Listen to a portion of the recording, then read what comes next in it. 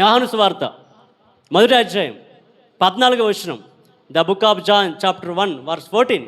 నాతో పాటు చదవండి అందరూ కూడా, తీసిన వారందరూ కూడా నాతో పాటు చదవండి. ఆ వాక్యము శరీరధారి అయి కృపా సత్య సంపూర్ణుడిగా మన మధ్య నివసించను. తండ్రి వలన కలిగిన అద్వితీయ కుమారుని మహిమ వలె మనము ఆయన మహిమను కనుగొంటిమి. చాలు.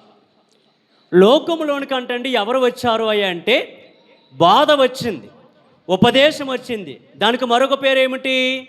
వాక్యం. అందుకే ఇందాక ఆ మాట చెప్పాను, బాధలు వాక్యాలు ఎన్ని రకాలు చెప్పాను.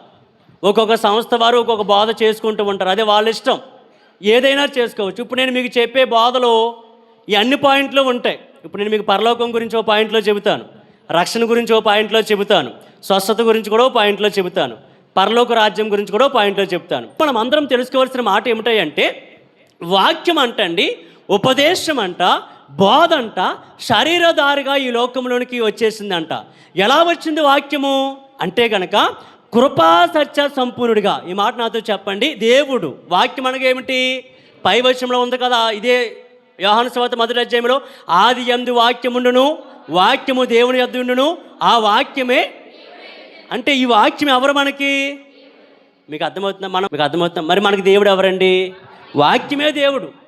కాబట్టి వాక్యం అంటండి, దేవుడు అంటండి ఎలాగొచ్చేసాడయ్యా అంటే శరీరధారిగా కృపాసత్య సంపూర్ణుడిగా మన దగ్గరికి అంటండి ఏం చేశాడయ్యా అంటే అతడు వచ్చేసాడంట. అంటే నేను చెప్పే మాట ఏమిటంటే ఈరోజు నేను ప్రకటించే దేవుడు, నువ్వే మందిరంలో కూర్చున్నావో ఆ దేవుడు, నువ్వు ఏ దేవుడిని ఆరాధిస్తున్నావో ఆ దేవుడు నీ కోసము ఆ పరలోక రాజ్యాన్ని, ఆ మహిమను, ఆ తండ్రిని, ఆ ప్రదేశాన్ని వదిలిపెట్టేసి శరీరము దాచి ఎలాగొచ్చేసాడంటే వాక్యరీతిగా వచ్చేసాడంట.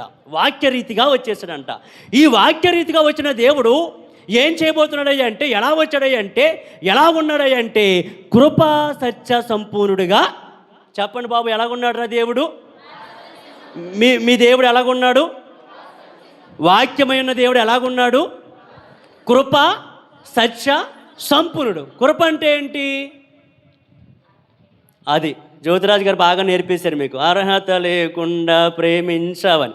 ఇప్పుడు అందరికీ అర్థమైపోయింది కృప అంటే ఏంటంటే అర్హత లేదు, అయినా అర్హుడిగా చేయడాన్ని ఏమన్నారయ్యా అంటే కృప అన్నారు. ఇప్పుడు ఉదాహరణకి నేను ఇక్కడ నిలబడడానికి అర్హుడిని కాదు, ఎందుకంటే నేను పాపముతో పుట్టాను, నా తల్లి పాపంలో గర్భము ధరించింది.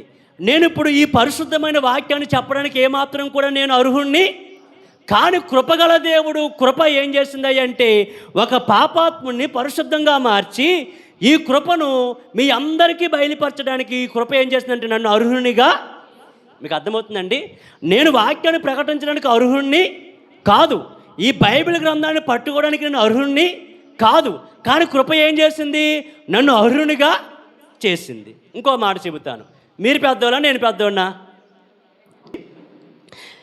నేను ఎందుకు మిమ్మల్ని ఈ ప్రశ్న అడిగానయ్యా అంటే నాకంటే మీరు అందరూ కూడా చాలామంది, అంటే 33 సంవత్సరాలు పైబడిన వాళ్ళందరూ కూడా, నా మీద మీరు అందరూ కూడా ఎలాంటి వాళ్ళు? పెద్దవాళ్ళు. మరి మీరు పెద్దోళ్ళు కదా, చిన్నోడు పెద్దోడికి నేర్పాలా, పెద్దోడు చిన్నోడికి నేర్పాలా?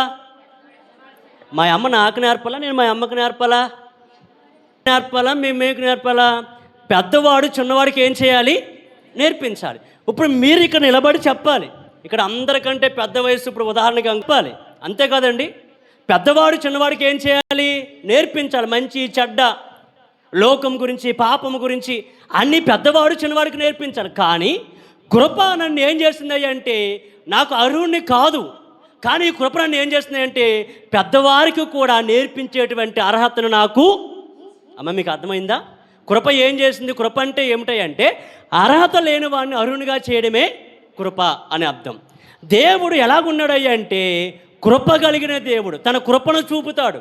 పెద్ద లేదు, చిన్న లేదు, స్త్రీ లేదు, పురుషుడు లేదు, అందరి మీద కూడా, ప్రతి జీవరాశి మీద, ప్రతి చెట్టు మీద, ప్రతి మనిషి మీద ఆయన ఏం చూపిస్తున్నాడయ్యా అంటే కృప చూపిస్తూ ఉన్నాడు. అందుకే దావీదు గారు అంటాడు 108 1084 అక్కడ మీకు కరెక్ట్గా ఉంటుంది.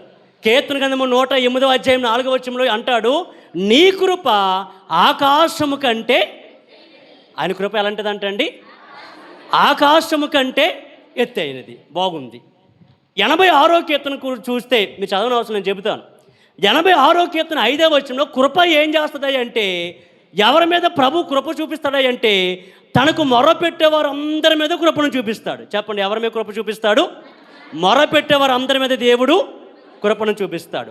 ఆయన ఎలాగున్నాడు అంటే 15వ వచనంలో ఉంటుంది, కృపతో నిండిపోయాడు అంటండి. మన దేవుడు 86:13 అనమాట, 15 అనమాట.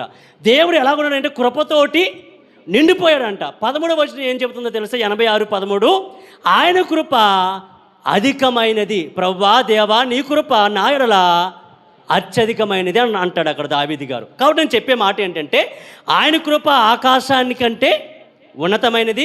మొరపెట్టేవారు అందరి మీద ఆయన ఏముంటుంది? ఆయన కృప ఉంటుంది. ఆయన కృపతో నిండి ఉన్నాడు.